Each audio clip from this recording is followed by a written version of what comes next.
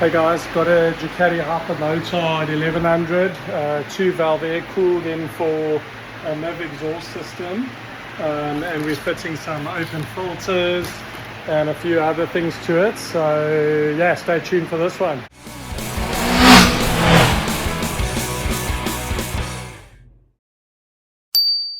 We'll be running it on the dyno as well, just to check the fueling and make sure it's safe. Otherwise, we'll be quoting a fuel management system for it. So it'll be something like Rapid Bike or Dyno Jet. We'll just see what we go with once we've run the bike and we know what our requirements are. But anyway, it's got the Turganoni exhaust at the back, so we're keeping that and we're fitting the MIV headers. Yeah, quite a nice bike. Stay tuned. Always got to say, I like it when a client does things properly. Like, you know, if I'm going to do work, you know, and your nuts all rusted off, get new ones, get new gaskets. This is great. To be honest, this guy's going to get a solid job because he's taken the precautions, he's thought ahead.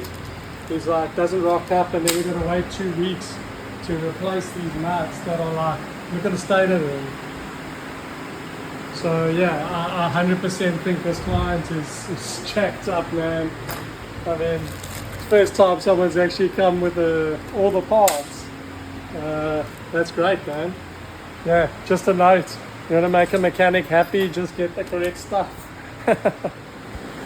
Always a good idea when installing exhaust to put copper compounds, so NTCs on the joints. You can see I do it on all the joints so that when we assemble we don't have problems. So our new gaskets in there, just holding them in with some grease, and then we're going to start assembling them. So it's a nice and easy one. There's the old exhaust headers off. There's the exhaust servo motor. I just leave it attached because we fitted an exhaust servo body, as you can see. There it is over there. I must just tie that back nicely so it doesn't knock. And then yeah, we're going to start putting our system together now.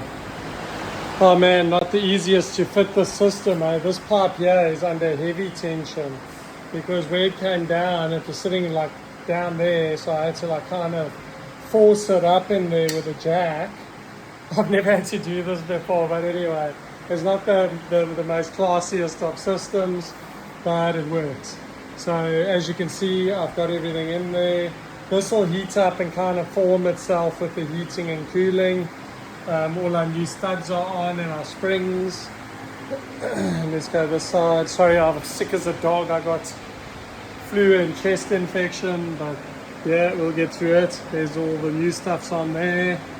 Runs down. We've got a nice fitting for O2 over there and on the other side. You can see it over there, so we can at least do some sampling. But yeah, that's the exhaust on. So now I'm going to strip off the tank and take a look at what we're doing with that open airbox setup over there. I just need to put on the covers on the sides here and just reset all the adaptives on the diagnostic tool, which is important because it's just basically how the sensors and everything learns on Ducati. This bike doesn't come out with O2 sensors, so there's no signal for oxygen content and all sorts of stuff. So we're not going to worry about that. But yeah, it looks nice, but yeah, just not the easiest to fit. But it's on now, so let's move forward. Okay, so we got the standard airbox off, and I've had to modify the coil to go into you can see these brackets, modify all the breathers, everything onto that bracket, and then that's obviously the air filter setup now. So these are the covers client got, but they're a bit short, but they should at least block some of the dust. So let's take a look from this side. I've also replaced this breather. You can see here's the old crankcase breather. So that all runs into these cone filters, and then there's obviously that cone filter set up on top. So yeah, we'll see how that reacts, but yeah, good airflow, so should work out all right. Hope it looks good. Best I could get it, but I'm going to start assembling now, put all the tank back on and get everything else together. Okay, so we're all back together on the Hypermotard 1100. Everything's in. I've just put my 2 sensors in. There's one, there's the other one over there. So we're sampling both front and rear cylinders just to determine whether we need to fit a fueling module to this bike.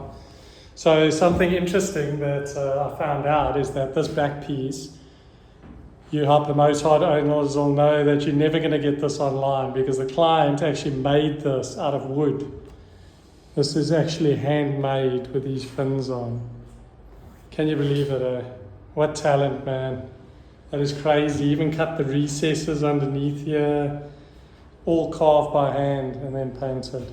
Absolutely amazing. Some people just have some talent, eh? Anyway, let's see what she does, and we'll just make sure that the fueling's in a safe range. Had to sort out an idle issue as well. Somebody had decided to change the idle, but they actually turned the balancer screw, so threw the cylinders out. So the bike was intermittently cutting out at low RPM and when it came to a stop, so that's all sorted out now. Anyway, let's check what's going on.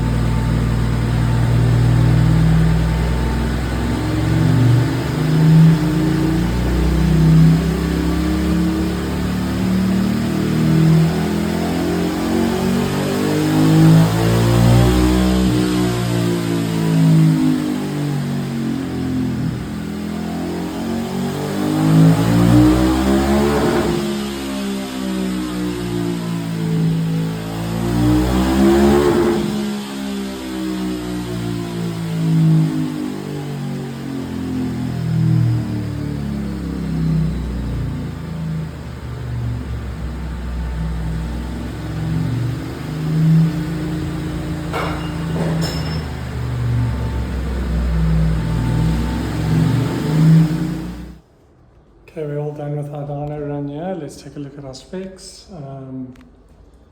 The maximum engine power was 92 horsepower and 105 Newton meter.